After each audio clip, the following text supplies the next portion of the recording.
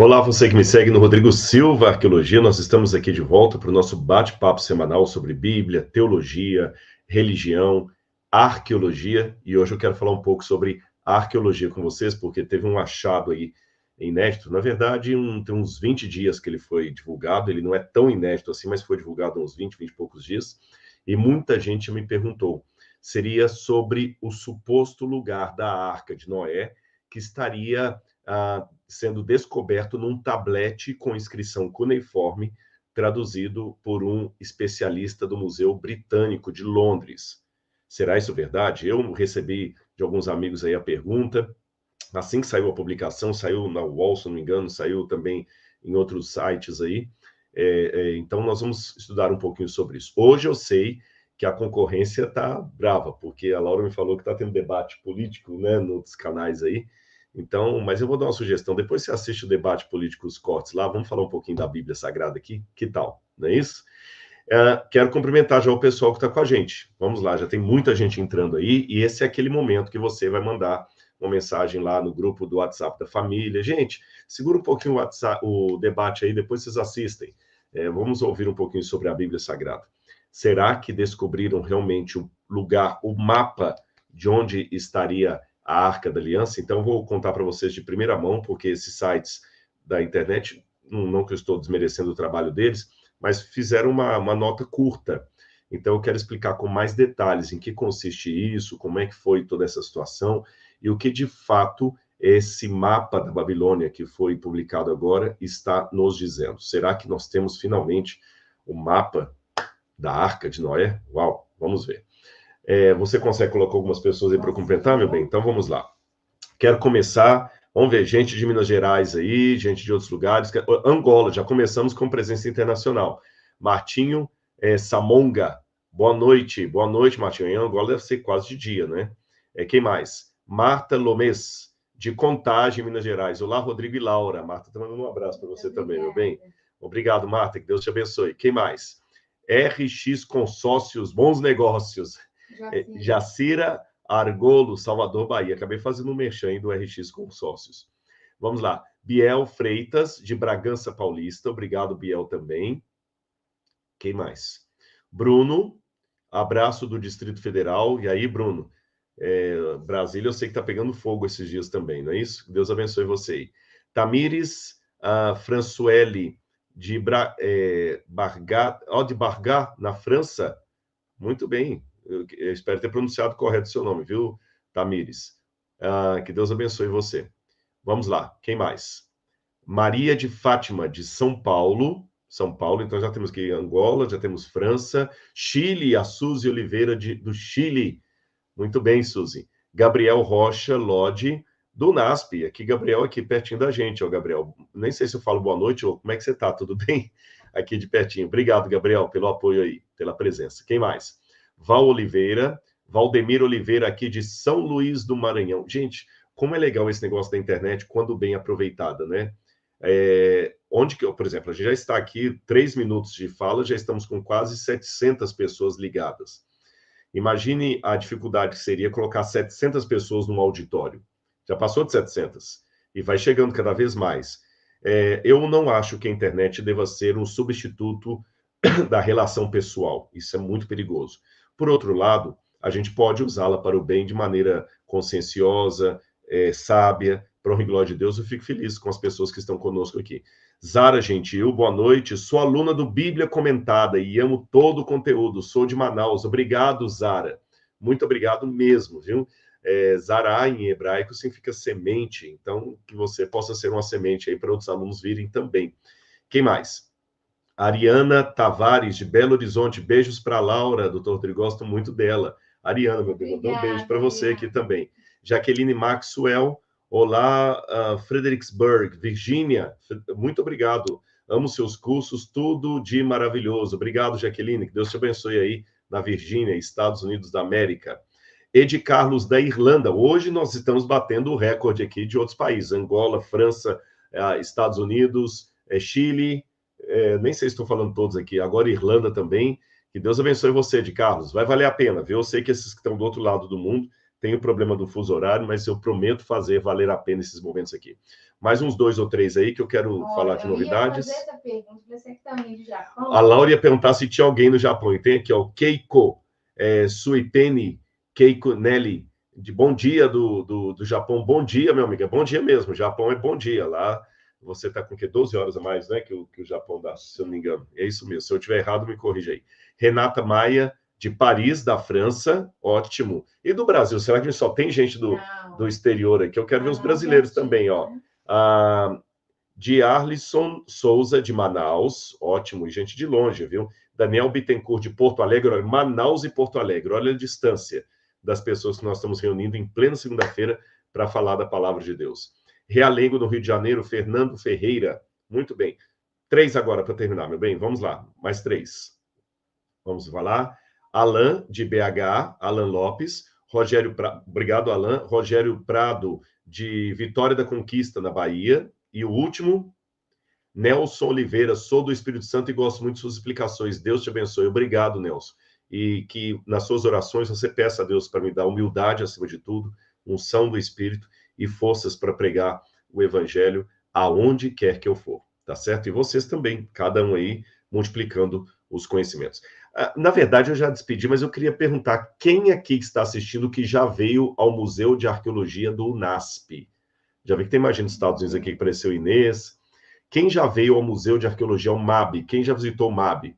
Fala aí, vamos ver se a Laura consegue ver aí. Enquanto ela está procurando, eu estou acompanhando aqui também na minha cola, tem Altair Nantes, de Campo Grande, Cláudia Rodrigues, de Mogi das Cruzes, Abílio, não peguei o local, Genildo Pereira da Silva, deve ser meu parente, viu?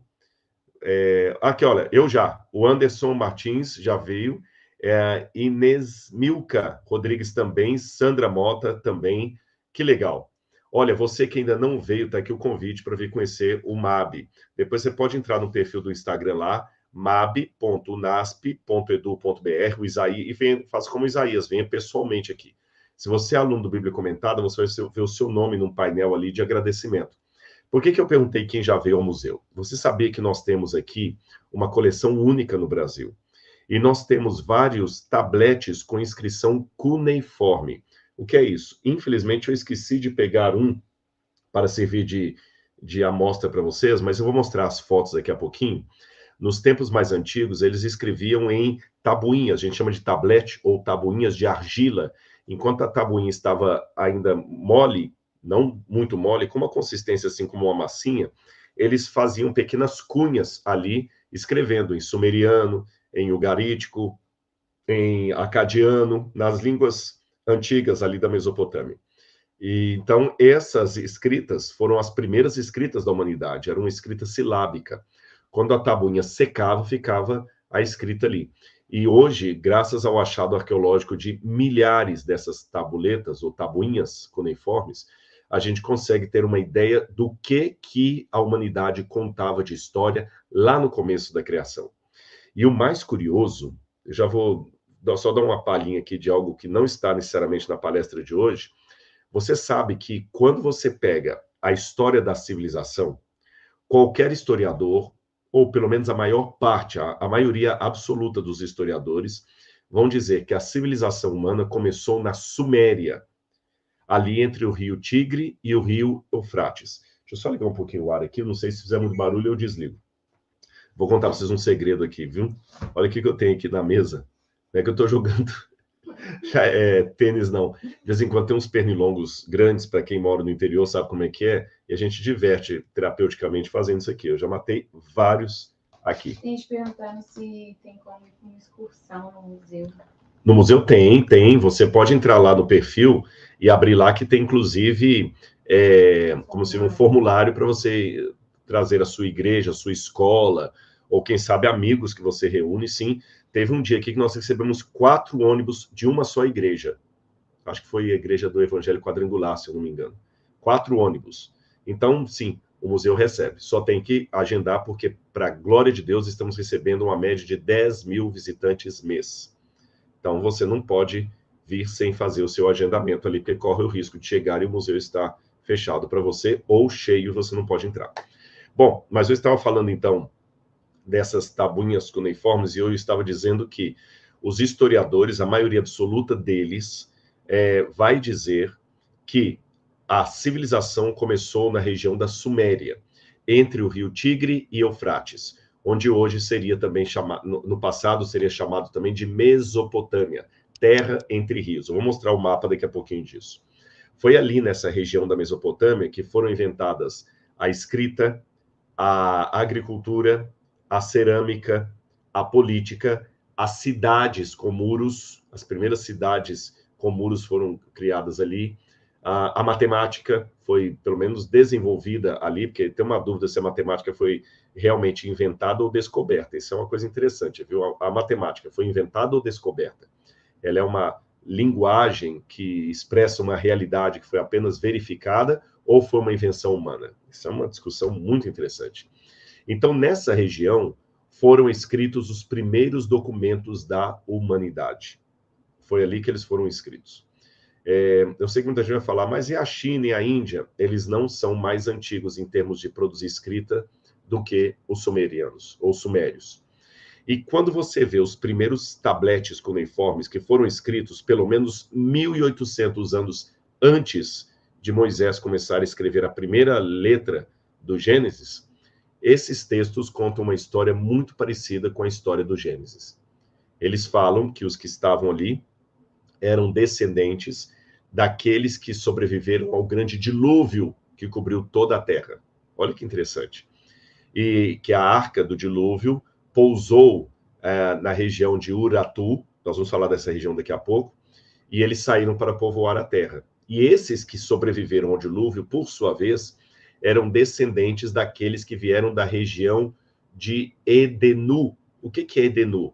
Os próprios textos falam, Edenu era um jardim paradisíaco que ficava na região de Dilmun. Dilmun, em sumeriano, significa terra do Oriente, onde nasce o sol.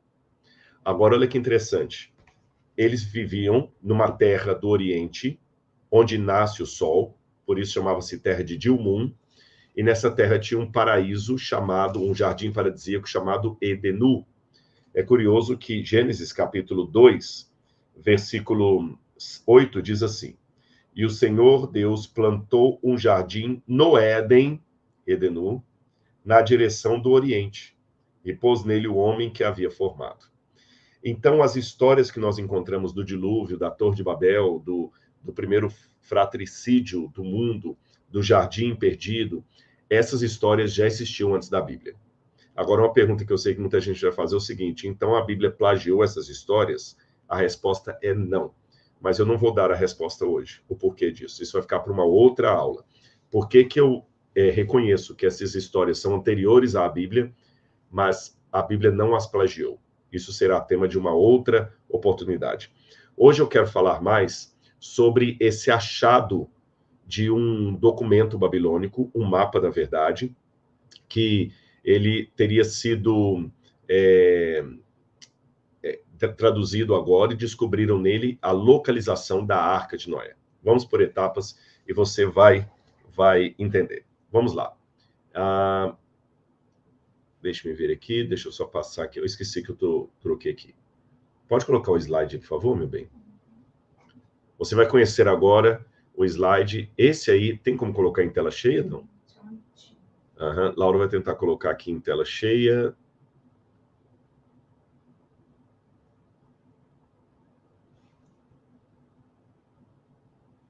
Pronto, resolveu. Mas aí eu sumo, né? Pronto, apareceu ele no cantinho. Tô lá, tá bem? Esse cavaleiro que está aí, eu tive a oportunidade de conhecê-lo pessoalmente em Londres, é o Dr. Irving Finkel. Irving Finkel é um dos maiores especialistas da Europa em documentos cuneiformes. Só que o Irving Finkel, ele ele já trabalha no Museu Britânico, acho que quase uns 30 anos ou mais. Ele foi para lá novinho e pela barba e o cabelo e o semblante, você vê que ele já não está tão novinho mais, embora alguns intelectuais nerds, e ele é do tipo nerd mesmo, envelhecem mais rápido. Tanto é que quando ele vai, às vezes, fazer uma gravação, ele pega um tablete cuneiforme assim, ele segura com a mão aqui, que ele não consegue nem segurar muito tempo o tablete. Mas é uma pessoa, assim, muito interessante de você conversar com ele. Ele é aberto. Se você chegar lá no escritório, ele estiver lá e ele não estiver ocupado, ele te atende. Ele tem muito prazer em falar das coisas que ele traduziu. Consegue ler acadiano, ugarítico, sumeriano, neo-acadiano. É incrível, ele tem uma capacidade muito grande. E ele trabalha muito com essas áreas. E ele trabalha ali no Museu Britânico, como eu falei. E gosta muito também, assim, de internet. Ele tem um canal, de vez em quando o pessoal filma ele na internet, por exemplo, ensinando como jogar um jogo que foi encontrado em Ur, na cidade de Ur, nos anos 1930, tá certo? 1930, e ele pega e mostra como é que joga esse joguinho até hoje. Aí você sabe, durante o período do início da arqueologia, ali em meados do século XIX, muitos achados arqueológicos acabavam indo para a Europa, porque não tinha as restrições de hoje, as leis de hoje. Então, o camarada ia lá, literalmente escavava, achou isso aqui bonito, colocava dentro de caixa, botava dentro do navio e trazia para a Europa. E com isso, inundaram museus da Europa de relíquias de outros países. Hoje, inclusive, um grande debate considerando que essas peças foram tiradas do país de origem sem uma autorização governamental, elas não deveriam ser devolvidas? Não considera-se isso um furto, um roubo dos países da Europa? Eu sei que à primeira vista parece que a resposta imediata é sim, claro, é um roubo. Os países da Europa estão ali com coisas roubadas de outros lugares. Porém, imagine se as peças que hoje estão no Museu Britânico, Museu do Louvre, Museu do Vaticano, ou Museu Pérgamo, lá de Berlim, e o Museu Egípcio de Berlim também, se essas peças estivessem no Afeganistão, no Iraque, na época da guerra, que o pessoal lá do Estado Islâmico chegou quebrando várias peças. Nós não teríamos praticamente nada, sem contar que existe uma dúvida se esses países realmente preservariam isso ou não. Você vê, a Síria está numa guerra tremenda. Não estou com isso legitimando a posse europeia dessa coleção. Só estou colocando para vocês que a coisa não é tão simples de se resolver assim apenas por ideologia. Mas isso é um assunto para um outro momento. O fato é que ali no Museu Britânico, no depósito deles, eles têm caixas e caixas e caixas cheias de tabletes com inscrições antigas. E algumas não foram até hoje traduzidas, porque é muito trabalhoso, mesmo para uma pessoa como Finkel. Não é uma coisa que você vai lendo como um livro que você pega assim e vai lendo aqui direitinho. Não, você tem que decifrar. Há palavras que não existem uma correspondência, que elas só aparecem uma vez. O meu conhecimento de escrita cuneiforme é pífio, é pequeno. O pouco que eu estudei sobre isso me permitiu traduzir alguma coisa. Eu traduzi aquele tijolo com inscrição cuneiforme do Nabucodonosor, eu demorei quase uma semana para traduzir 3 linhas. Repito, é lógico que eu, perto do Finkel, sou menos que uma pulga perto do cachorro. Contudo, só para enfatizar que mesmo ele, não dá para ir saindo lendo tudo assim, não. Decifra, às vezes ele dá uma tradução, vem um outro especialista e sugere outra tradução. Pois bem, ali havia esse pedaço de texto que você está vendo, que ele está segurando na mão, que é um mapa da antiga Babilônia. E eu vou explicar esse mapa para vocês. É nesse mapa que agora ele supôs encontrar a localização da Arca de Noé. É nesse mapa aí, nesse mapa. Calma que eu vou explicar detalhe por detalhe e vocês vão entender muito bem. Perdão, que eu acho que eu fiz aqui. Mais uma foto do mapa, que é um pedaço de tijolo, tá certo? De um tablete de barro cozido no forno. Então, você vê que, de um lado, você tem um desenho que parece uma bola, que eu vou explicar que é o mapa da Babilônia. E no reverso, você tem um monte de inscrição cuneiforme. Se você olhar, no topo do mapa, tem várias inscrições. Tem um texto ali que eu vou mostrar para vocês o que está escrito aí. E do outro lado também tem muita coisa escrita, mas você vê que tem muita parte que está quebrada, danificada, é impossível ler. Esse mapa se leria assim, olha, é como se eu pegasse o celular, aqui de um lado está o desenho do mapa da Babilônia, aí você vira assim, de ponta cabeça, e começa a ler aqui assim, ó, tá certo? Ou seja, aqui está escrito de cima para baixo, e aqui inverte, então você lê sempre assim. E o que está escrito nesse mapa? O texto da parte de cima, aqui da frente, onde está o desenho, ele narra a criação do mundo na versão babilônica, a criação do mundo. Então ele conta, por exemplo, como é que o deus patrono da Babilônia, que seria Marduk, criou o universo e separou, na verdade não o universo já existia antes dos deuses. Ele criou o mundo e Marduk separou o oceano primordial, que era a deusa Tiamat, e assim criou a terra e o mar. E sobre o mar diz assim: os deuses arruinados que ele, Marduk, estabeleceu dentro do mar estão presentes. A víbora, a grande serpente marinha, dentro a está quebrado. É interessante que eles já tinham toda uma ideia de o monstro do mar. Lembra quando eu fiz um vídeo aqui sobre o Leviatã? Eu explico sobre essa tradição do monstro do mar, a serpente marinha, que é mencionado na Bíblia e também nessa cultura do mundo em redor. A seguir, na Terra, você tem uma série de duas criaturas místicas, que são a partir de duas criaturas místicas. Você tem o pássaro, Amzu, e o escorpião homem. E pelo menos 15 animais terrestres são mencionados ali no topo do tablete.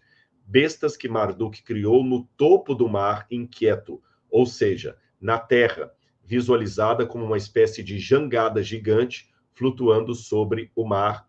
E entre elas estão cabra montanhesa, gazela, leão, lobo, macaco e macaca, avestruz, gato e camaleão. E com exceção do gato, todos os outros animais eram típicos de regiões distantes. As duas últimas linhas do texto referem-se a 3 heróis lendários: Utnapishtim, que é o herói do dilúvio; Sargão I, que era o governador da Acádia; Nur, agora eu só tenho que tirar minha imagem aqui, meu bem, para eu ver o nome desse último aqui. Eu vou lembrar, Nur-Dagan, que era o rei de Bushahadana e opositor de Sargão, são mencionados ali. Agora, muito bem, já vimos o que está escrito naquela primeira parte, vamos continuar então. Onde é que eu passo aqui o texto? Ok. Aí a parte, então, do verso do tablete que eu havia mencionado para vocês. Na frente, só para relembrar, eu falei, vou voltar aqui, olha, nessa parte superior estaria escrito, acima do desenho, um pedaço da criação do mundo na versão babilônica, criação por Marduk. E na parte de trás, no verso, estaria escrito uma descrição geográfica de terras distantes, provavelmente mitológicas, além do Mar Amargo. Eu vou daqui a pouquinho falar do Mar Amargo para vocês, que cerca o mundo habitado. Essas terras são retratadas como misteriosas e às vezes perigosas. E também fala-se ali de criaturas míticas e monstros que habitam nessas regiões desconhecidas. Esses seres representam os símbolos ou os perigos do desconhecido e também reforçam a visão babilônica de um mundo centralizado em sua própria civilização, com terras mais distantes sendo desordeiras e hostis. Ou seja, o centro que vocês estão vendo aí é a própria Babilônia. A Babilônia não foi a única que queria ser a senhora do mundo. Depois dela, outros também tentaram isso. Por exemplo, a Grécia também achava que a Grécia era o centro do mundo. Tanto é que uma das mitologias gregas, a mitologia do oráculo de Delfos, falava justamente que Zeus pegou os extremos da Terra, porque eles imaginavam a Terra como se fosse um disco achatado. Então, deixa eu pegar aqui a minha... Acho que vai ser minha raquete mesmo. A Terra seria um disco achatado, assim, e Zeus soltou uma águia de um extremo da Terra e a outra águia do outro extremo da Terra. Então, as águias passaram voando e quando elas cruzaram uma pela outra, ali no centro, Zeus marcou o que chama-se em grego de ónfalos tesgues, o umbigo do mundo. E foi ali que havia uma serpente mítica chamada a Piton, e essa serpente vai ser destruída pelo Apolo, que depois vai ter um santuário dele ali nesse lugar, no centro do mundo. Onde? Na Grécia. A Europa também, na época das grandes descobertas, queria dizer que ela era o centro do mundo. Também os judeus achavam que Jerusalém é que deveria ser o centro do mundo. Há uma tradição entre alguns rabinos medievais que Jerusalém seria o local do antigo Jardim do Éden. Então você vê que cada povo tenta arvorar para si a centralidade do mundo. E a ideia, até quando eu estudei arqueologia na USP, teoria arqueológica, sabia que a arqueologia, no começo, ela também bebeu muito nessas fontes de centralizar a minha cultura. Por exemplo, você tem o Gordon Childe, que propunha, na época, de todos a teoria arqueológica, que o centro do mundo era a Europa. Até os alemães tinham isso muito fundamentado. Tem desenhos que mostram a Alemanha no centro e o resto como sendo periferia. E essa ideia, como eu falei, perdurou até o século XX. Até o século XX. A ideia, por exemplo, que o país que estava no centro era superior aos que estavam distantes. Um segredinho para vocês. Até cristão pregador assumiu isso. Havia muitos missionários no século XVIII, início do século XIX, que acreditavam o seguinte, que o centro civilizado do mundo era a Europa. E que quanto mais distante da Europa uma civilização estivesse, mais primitiva ela seria, mais limitada. Então, eles colocavam isto, e quando eles iam da Europa, por exemplo, para evangelizar a África, eles iam com um ar de superioridade. Existem, inclusive, desenhos que mostram isso. O aborígene da Austrália, por exemplo, o índio Zulu, lá do sul da África, eles eram primitivos em relação ao branco europeu que saía lá de Londres, por exemplo. Charles Darwin, também, quando propôs a teoria da evolução das espécies, ele também foi envolvido por esse tipo de pensamento. Ele também foi envolvido. E depois dele, Adolf Hitler, com todos os teóricos do nazismo, também pensavam que a Alemanha seria o centro do mundo e a raça ariana é aquela raça central. Voltando à arqueologia, eu estou lembrando aqui também que havia até uma ideia que quando você encontrava, por exemplo, um objeto lítico, uma machadinha de pedra na Europa, e achava uma machadinha de pedra parecida na África, qualquer arqueólogo da época dizia o seguinte, olha, algum europeu levou essa machadinha para a África, porque eles não teriam capacidade para criar uma machadinha do nada como o europeu. E se você encontrasse uma machadinha mais lisa, mais bonitinha e outra mais rústica, eles diziam, olha, o povo inferior imitou a machadinha do povo superior, porque eles não têm capacidade para criar do zero, apenas para copiar e de maneira caricata. Nossa, que discurso mais racista, não é? Pois é, pois isso aí tinha a gama de ser algo intelectual, acadêmico, e a fonte mais antiga disso era a própria Babilônia, como você está vendo. Esse tablete que nós estamos estudando hoje, ele é do sétimo ou sexto século antes de Cristo, tá bom? Vamos continuar aqui, meu bem. Pode voltar, então, as imagens. Já mostrei, então, o verso do tablete, tá bem? Agora, o que é que nós podemos ver? Na frente dele, você tem o mapa da Babilônia. Eu vou explicar para vocês esse mapa. Então, preste atenção, que eu vou explicar caso a caso. E, olha, você está tendo uma aula aqui que você precisaria, talvez, fazer um curso de cuneiforme para aprender. Ou ir lá em Londres e ter uma palestra com o próprio Dr. Finkel. Então, eu estou traduzindo para você aqui tudo como ele explicaria, tá bem? Você está vendo aqui que tem um círculo no meio? Na verdade, são 2 anéis. Eu vou facilitar para você, ó. Tem 2 anéis no meio, olha cá, viram? Ó, sem o anel, os 2 anéis no meio. Esses 2 anéis no meio representam um rio, que é chamado em babilônico de rio amargo, chamado de Maratu, com determinativo para rio, que seria id. Eu vou explicar isso para vocês. Quando a gente escreve em línguas antigas, seja o babilônico, seja o sumeriano ou o egípcio, você tem uma coisinha chamada determinativo. Eu vou explicar isso em egípcio para ficar mais fácil para vocês. Tem alguma caneta fácil, hein, meu bem? Um papel? Será que tem alguma caneta? O pior é que eu não sei se o papel branco também, se eu vou conseguir escrever bem para vocês, mas eu vou tentar. Laura vai pegar ali e eu vou mostrar para vocês o que seria o determinativo para você poder entender isso aqui. A caneta está aqui. Eu vou pegar um papel amarelo. Vou pegar esse papel amarelo aqui, porque senão eu não vou conseguir. Pronto. Se eu fizer isso aqui em egípcio, muito bem. Se eu fizer isso aqui, opa, fiz errado, vocês acreditam? Pego um outro aqui, não tem problema. Ok. Se eu pegar isso aqui em egípcio,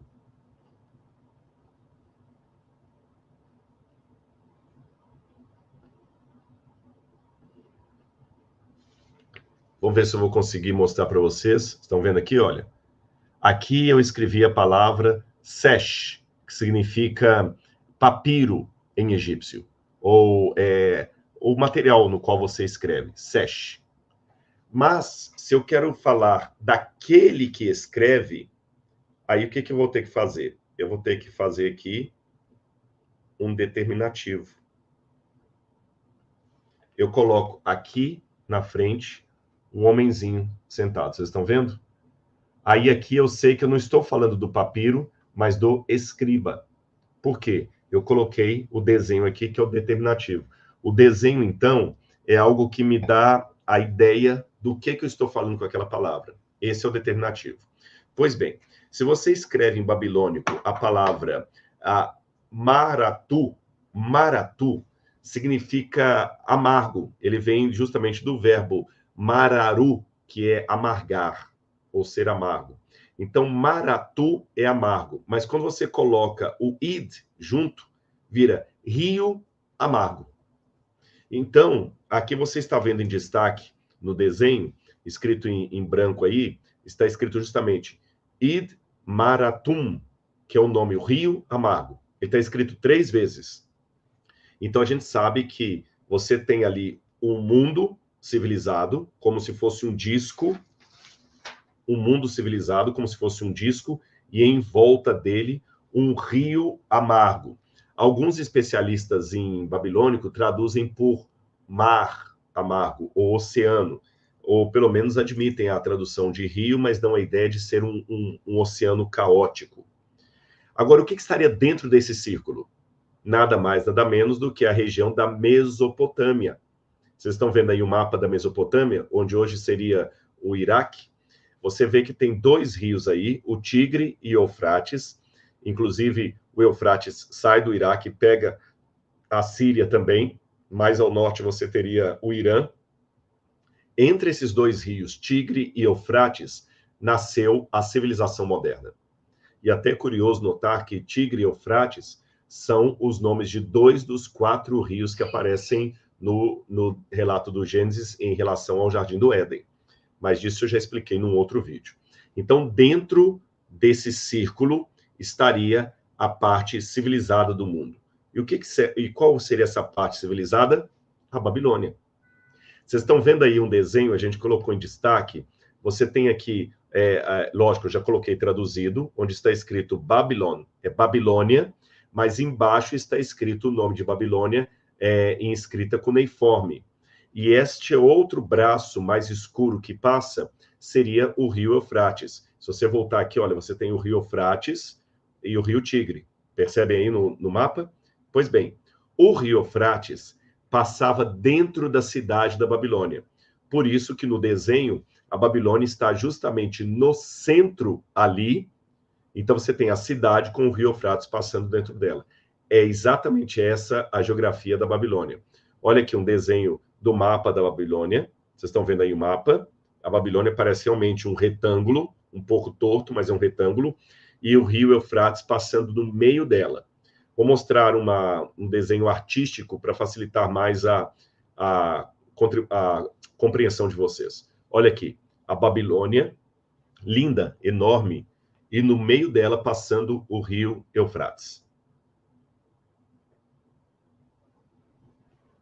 Aqui abaixo, se você olhar nesse desenho, você vai perceber que tem um outro canal, tem outros canais aqui que a Babilônia tinha, que no desenho ele também mostra no mapa de argila como sendo um swamp, quer dizer, um pântano, uma região de pântano ou de alagamento ali, de canais de água. Agora que você já sabe que ele parecendo uma cruz ali no meio é a Babilônia, cortada pelo rio Eufrates, o que seriam essas bolinhas em redor? Seriam distritos da Babilônia, províncias da Babilônia, ou alguma terra um pouco mais distante da Babilônia, porém que ainda estaria dentro do mundo civilizado. A ideia, a ideologia desse mapa é mostrar que dentro do círculo está o mundo civilizado, mas como hierarquia. Os que estavam mais próximos do centro da Babilônia eram superiores aos que estavam na periferia. E depois do círculo civilizado, você tinha o rio Amargo, e fora do rio Amargo, as terras mais distantes, aquelas que são descritas como sendo terras mitológicas, perigosas, que as pessoas não deveriam se aventurar muito para lá. E aqui essas bolinhas no meio mostram quem são esses distritos. Você tem a Assíria, você tem Urartu. Urartu, eu vou falar daqui a pouquinho sobre essa região, porque ela aparece na Bíblia com outro nome. Você tem em cima uma montanha, daqui a pouquinho eu vou falar dessa montanha Shag, em Babilônia, montanha Shag. Você tem também Raban, você tem Bit Hakim, e tem um canal d'água aqui com o lugar e Susa, que está mais abaixo aqui no mapa. Ou seja, o que nós percebemos? Babilônia queria estar no centro. A mesma situação que nós vemos em relação à antiga cidade de Babel. Babel também queria ser uma cidade centralizada, tanto é que se a gente ler aqui Gênesis, capítulo 11, você vai ver que quando eles construíram a Torre de Babel, olha o que diz aqui. Gênesis capítulo 11, versículo 1. Em toda a terra havia apenas uma língua e só uma maneira de falar. Os homens partiram do Oriente e encontraram uma planície na terra de Sinar e habitaram ali. Essa planície na terra de Sinar é justamente a Mesopotâmia, entre o rio Tigre e Eufrates. E disseram uns aos outros: venham, vamos fazer tijolos e queimá-los bem. Os tijolos serviram de pedra e o betume de argamassa. Disseram: venham, vamos construir uma cidade e uma torre, cujo topo chegue até o céu, e tornemos célebre o nosso nome, para que não sejamos espalhados por toda a terra. Parece que esse tablete tem uma ideologia muito parecida com aquela descrita em Gênesis capítulo 11, em relação aos construtores de Babel, porque eles queriam realmente manter o povo dentro do círculo. Eles não queriam que ninguém fosse para terras longínquas. Eles queriam ficar unidos ali. E também queriam ser o centro da atenção. É interessante que, biblicamente falando, a cidade de Babilônia foi fundada a partir da antiga cidade de Babel. Você sabia disso? A Torre de Babel, mencionada em Gênesis capítulo 11, é a semente que vai originar a cidade de Babilônia. Tanto é que eu vou contar um segredinho para vocês. A palavra Babel, como está em hebraico, é uma corruptela proposital do nome Babilu. Como assim, Rodrigo? A torre e a cidade chamavam-se em língua babilônica de Babilu. Tanto é que Babilônia é a forma grega, mas em acadiano o nome é Bab-ilu. O que significa Bab-ilu? Bab, portal. Em árabe também você tem a mesma palavra. Como é que as línguas realmente são derivadas umas da outra, né? Você fala Bab, em árabe moderno também é portal. Então, Bab-ilu, portal dos deuses. Ilu é deuses. Então, Babilônia significa portal dos deuses. Mas o autor do Gênesis, ao descrever a história da torre, trocou propositadamente o nome para Babel, ou em hebraico, Bavel. E Bavel significa justamente confusão. Vem do verbo que significa confundir. E é interessante, né? Confundiu a língua deles. Essa Babel, inclusive até os próprios babilônios admitiam que a origem deles estava em Babel. Tanto que Nabucodonosor tinha como empreendimento frustrado a reconstrução da Torre de Babel na cidade de Babilônia. Muito bem, agora vamos continuar aqui a nossa aventura. Vocês já aprenderam, então, o que estaria no círculo aí no centro, tá bem? Que aí estaria a cidade de Babilônia, com seus distritos e províncias. Mas agora falta ver o que significam esses triângulos pontudos que estão em volta, parece até um solzinho desenhado aí, né? Num desses triângulos, o que está justamente na parte superior, mais para o canto esquerdo de quem está olhando a tela, você tem o nome, é a terra onde o sol não brilha. Mas lembra que eu falei que alguns traduzem o mesmo termo de maneira diferente? Alguns especialistas dizem que a melhor tradução seria terra onde gigantes habitam. Ou seja, esses triângulos apontavam para aquelas terras míticas, longínquas, perigosas, que estavam além do perímetro civilizado. Essa é a ideia. Então, você tem aqui de novo o desenho, né, inclusive com um reforço ali de preto para você ver, a Babilônia no centro, as terras distantes ali, mas eu quero chamar a atenção para uma coisa que está aqui no cantinho. Você vê que o mapa, presta atenção no mapa aqui. Você está notando que tem uma coisa a mais do que isso aqui, olha. Vocês perceberam que tem um buraco aqui? Esta que foi a novidade que o Finkel trouxe à baila recentemente. Ele trouxe à baila, mas a descoberta disso não é recente. Esse tablete aí foi encontrado por Layard, por Henry Layard, e ele foi encontrado, Austin Layard, ele foi encontrado por volta de 1880 e ficou no Museu Britânico esse tempo todo.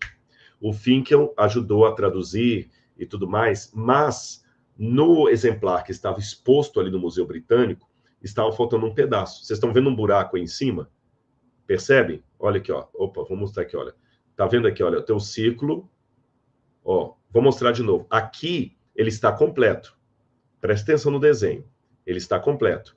Mas se você olhar nessa parte aqui, tem um buraco enorme aqui em cima. Conseguiram ver o buraco? Pois é. O que acontece? Ninguém sabia o que estava ali. Você ficava tentando deduzir o que estava, até que foi encontrado dentro de uma caixa, ali com vários pedaços de escrita cuneiforme, foi encontrado esse pedaço aí. E quem encontrou foi uma mulher que era apaixonada, ela está com quase 90 anos, ela era apaixonada por escrita cuneiforme. E o que ela fazia? Ela tinha aulas, essa foto dela é antiga, o nome dela é Edith Hosley, ela foi aluna voluntária ali do museu, porque o Finkel, lembra que eu falei com vocês que ele gostava de dar aulas, dar curso? Então ela gostava de aprender coisas do Oriente Médio, de cuneiforme, ele ia lá e tinha cursos. E ela se ofereceu para ser voluntária, trabalhar uma semana lá, uma vez por semana no museu. Como o Finkel não tinha dinheiro para pagar, porque mesmo na Europa os museus também não têm tanta grana assim. Vocês pensam que alguns problemas acadêmicos de orçamento são só do Brasil? O Museu do NASP, por exemplo, muita gente me criticou na internet. Por que você fica vendendo o curso da Bíblia? A Bíblia tem que ser dada de graça. Ora, se não fosse o curso A Bíblia Comentada, o museu não existiria. Porque o que ganhamos de doação não cobria nem 30% do que era o museu. Para manter o museu, bem como as pesquisas, vai dinheiro. Toda a folha de pagamento. Então, não me tome por mercenário por vender um curso bíblico. Eu estou abençoando as pessoas e elas estão valorizando o curso, e vários que já falaram, eu faço parte do Bíblia Comentada, e é uma bênção para a minha vida. E se você não é aluno do Bíblia Comentada, depois que você assistir esse vídeo, clica no link que Laura vai deixar aqui embaixo, e você vai poder ser meu aluno lá. Todo mês toda semana tem uma aula nova, já são mais de 200 aulas gravadas, acho que passou de 300, viu? Tem que checar isso lá. E além das aulas gravadas, você tem também curso de grego, curso de hebraico. No futuro eu quero colocar um curso de acadiano, e você pode estudar com o seu celular ou seu tablet, onde quer que você esteja. E agora não é só um curso, é uma plataforma. E tem ali, por exemplo, a gente fez uma semana especial agora no Setembro Amarelo sobre equilíbrio. Vamos conversar sobre questões emocionais. A gente trouxe profissionais para falar sobre depressão, sobre burnout, sobre relacionamentos. Temos também uma série sobre finanças, uma série sobre filhos. Tem muita coisa legal ali. E agora a gente está trazendo mais coisas para a plataforma. A gente está trazendo agora documentários. Fora os podcasts, tem muita coisa lá. Vai ser um streaming da Bíblia. E eu quero fazer o maior streaming da Bíblia que nós temos aqui. E você pode fazer parte disso. Aliás, eu já estava quase esquecendo de falar, eu acho que não tem nem 100 exemplares lá no escritório, tá certo?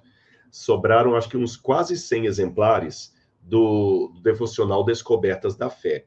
Quem assinar o Bíblia Comentada no plano Premium ou no plano anual, até o dia 30 de setembro, vai receber um exemplar do meu devocional diário, assinado em qualquer lugar do Brasil. A Miriam Pereira, meu bem, tá falando aqui, ó, a série Equilíbrio com especialistas, muito boa, Deus maravilhoso. A Miriam assistiu. Que legal. Tá bem? Se mais alguém também assistir aqui, tá bem?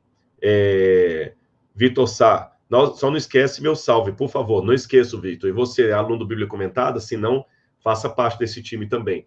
Você vai conseguir conhecimento bíblico e sabe que vai estar ajudando não apenas a manutenção do museu, mas o MAB, o Museu de Arqueologia Bíblica do NASP, também hoje é uma agência humanitária. Nós ajudamos o Rio Grande do Sul. E nós estamos agora fazendo cada vez mais provisões para que parte dos recursos vão para a assistência social. Tá certo? Então, se você adquirir a assinatura no anual, no premium, até o dia 30 de setembro, você vai ganhar um exemplar. Mas, deixa eu me falar aqui para ninguém depois me processar com propaganda falsa. É até durar o estoque. E eu acho que não tem nem 100 exemplares lá no escritório. A editora nos deu uma quantidade enorme e foi embora quase tudo. Então, corre e garanta o seu. Continuando, então, a Judith Huxley, ela começou, como eu falei, a ajudar lá no Museu Britânico e ela achou numa caixa, no porão, entre milhares de pedaços de tabletes lá, porque imagina, milhares de anos que isso estava debaixo da terra, quando os arqueólogos encontraram, às vezes já estava quebrado, danificado, às vezes ao guardar uma peça foi parar numa caixa, outra noutra, um verdadeiro quebra-cabeça de inscrição antiga.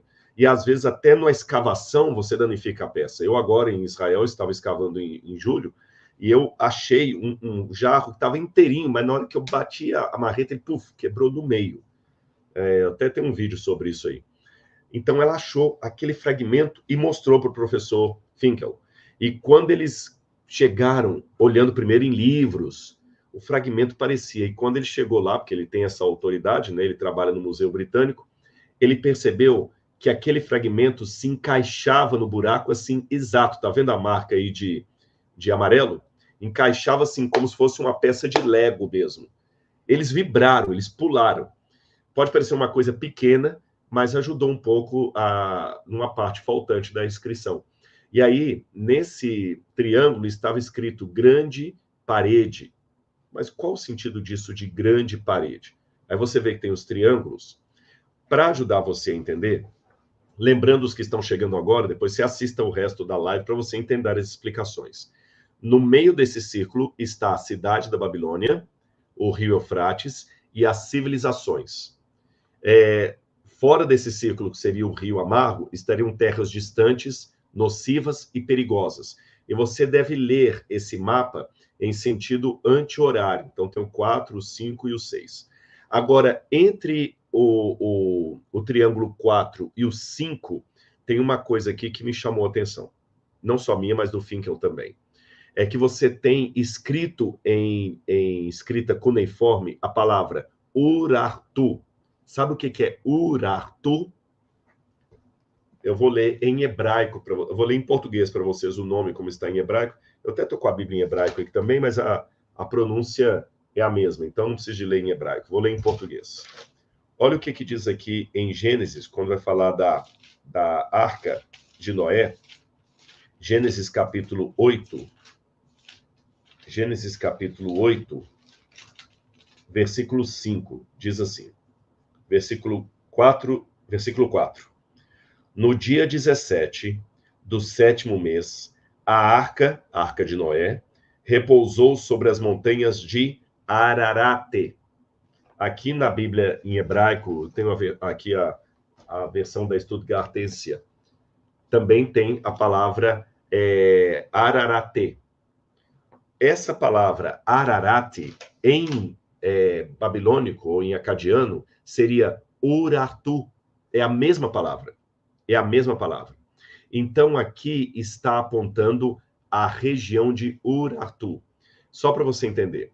A gente fala, por exemplo, aqui nos Estados Unidos, aqui no Brasil, a gente fala Nova York. Mas os americanos falam New York. Não é isso? É a mesma palavra. A gente fala aqui no Brasil, deixe-me dar um outro exemplo, a gente fala, quero lembrar uma outra que muda bastante, a gente fala aqui no Brasil a cidade de, nossa, agora só veio New York na cabeça, eu queria lembrar um outro exemplo de cidade que muda muito a pronúncia, o nome. A gente fala, no Stuttgart, tem Stuttgart mesmo na Alemanha.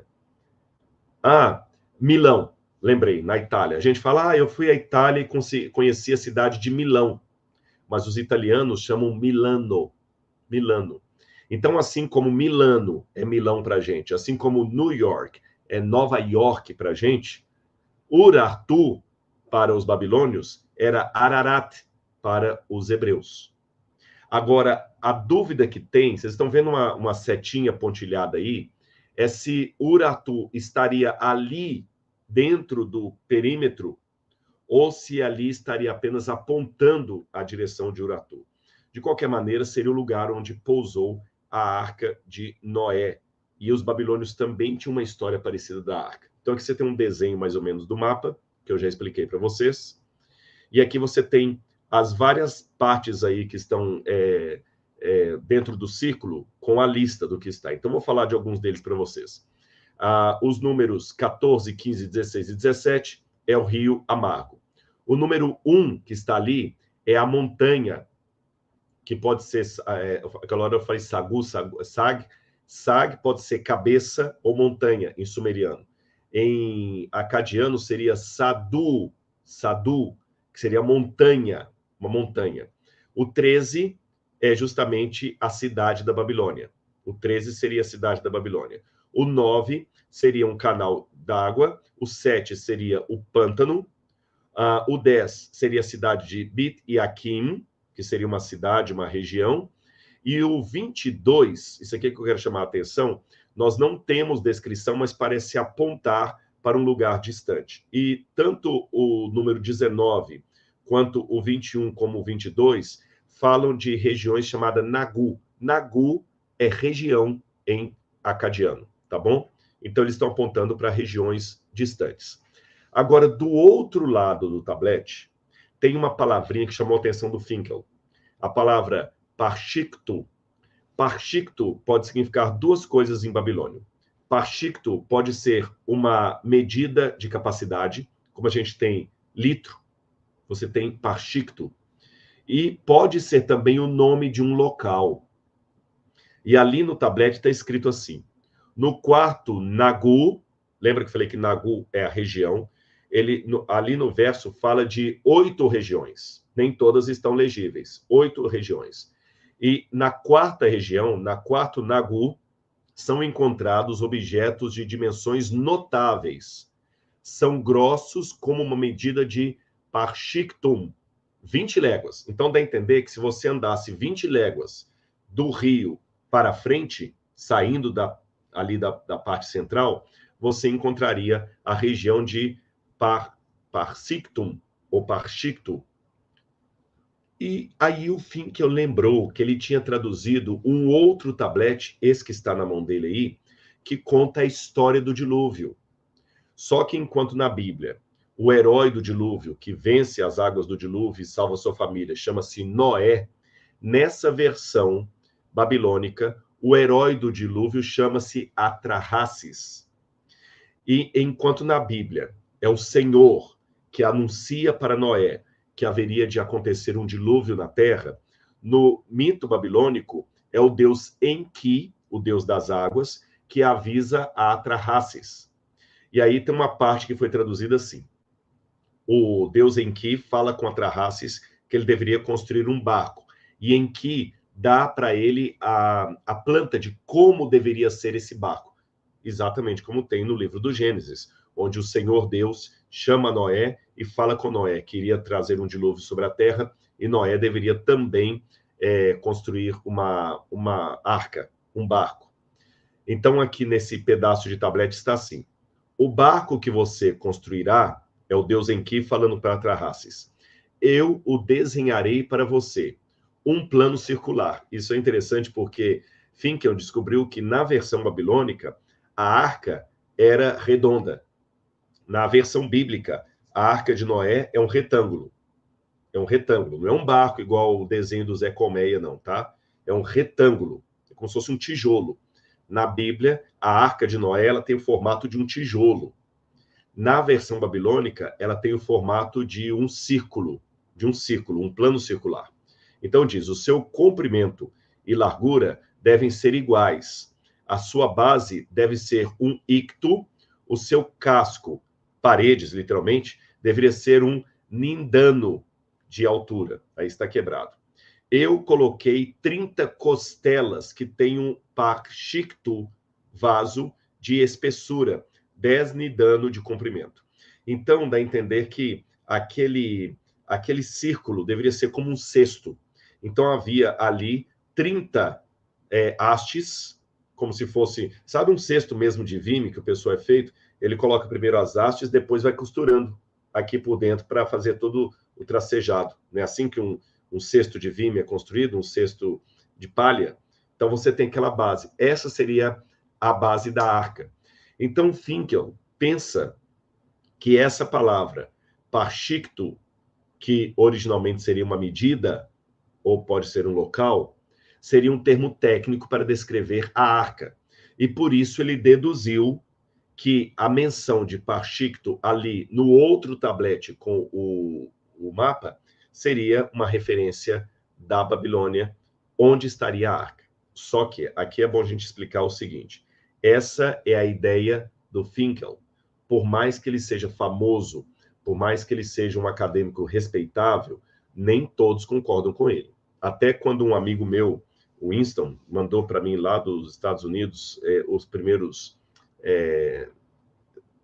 as primeiras notícias desse achado do Finkel, eu falei assim, olha, Winston, só temos que tomar cuidado, vamos esperar primeiro o que é que os outros pareceristas vão dizer, vamos esperar a posição de outros, o artigo científico publicado, porque o Finkel, por gostar muito de internet, nada contra isso, eu também estou aqui na internet, eu sou um divulgador científico, e por que ele não pode ser? Às vezes ele atropela e dá uma declaração meio sensacionalista. De fato, nós não temos nada para afirmar, para longe de qualquer questionamento, que o parshiktu que está lá naquele tablete da Babilônia teria relação com o parshiktu aqui. Também não podemos dizer que parshiktu seria realmente o direcionamento de um local. Ou seja, é uma hipótese que ele levantou, mas não é uma certeza absoluta para longe de qualquer questionamento. Agora, é lógico, o clickbait já quis colocar o quê? Achado de mapa da Babilônia mostra a localização da Arca de Noé. E não é nada disso. Tá bem? Mesmo porque o próprio Dr. Finkel diz que esse mapa está apontando para lugares mitológicos que não existem em canto algum do mundo. Ele não fala que realmente foi ali. O que ele trabalha com a hipótese é que a história do dilúvio pode ter sido verdadeira, porque ele não é um religioso também, o Finkel. Ele é um acadêmico, mas ele não é religioso. Ele acredita que por volta de 1800 a.C., que é a data desse tablete aqui, aquele outro é de 700 ou 600 a.C., esse aqui é de 1800 a.C.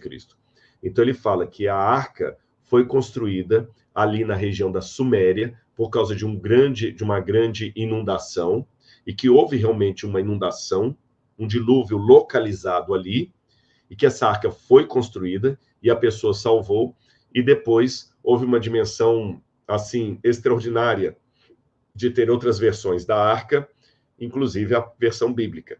É isso que ele diz. Mas ele acredita que esses lugares apontados no mapa seriam mitológicos.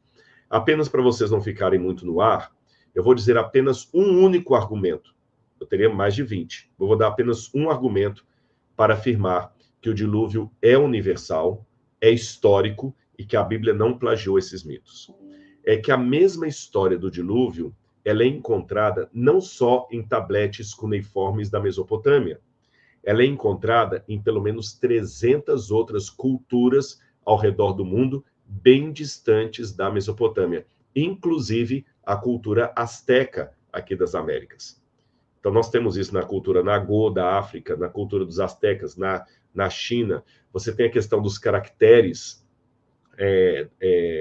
ali você tem em chinês, onde a palavra 8 parece como alguém no barco. Tem até um trabalho muito interessante, eu não sei nada de chinês, mas esse trabalho foi reconhecido por muita gente, de um especialista em, como se diz, ideogramas chineses, mostrando ali o dilúvio pictografado até na escrita chinesa. Então, esses detalhes parecem apontar noutra direção. E aqui eu vou citar um acadêmico não religioso, Levi Strauss.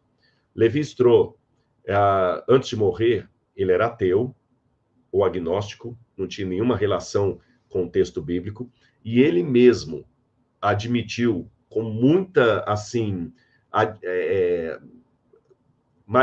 muita admissão mesmo, com muita, como é que fugiu a palavra aqui agora?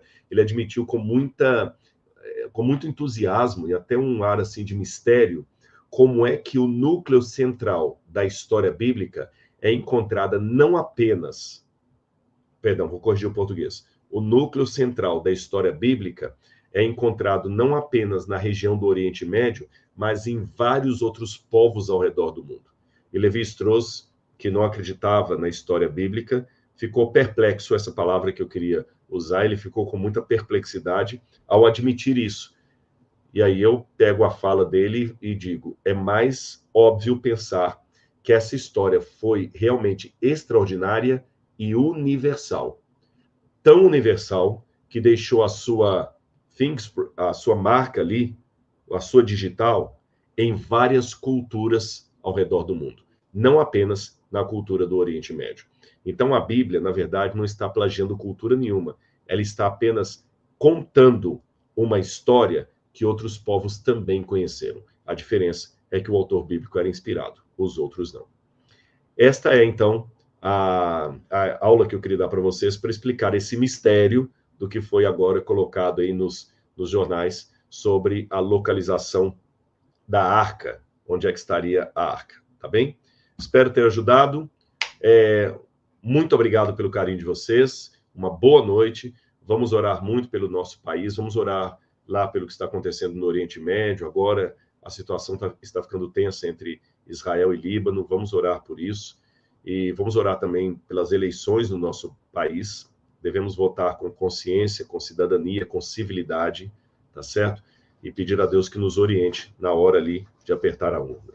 E também não esqueçam, talvez a última chance, porque eu não sei se segunda-feira que vem a gente vai ter mais exemplares lá no escritório, tá bem? Então, garanta o seu já assinando a Bíblia Comentada aí no plano Premium ou no plano anual. E eu vou mandar um exemplar para você em qualquer lugar do Brasil, autografado. Que Deus abençoe a vida de vocês. Muito obrigado, um grande abraço e um bom descanso. Tchau, tchau.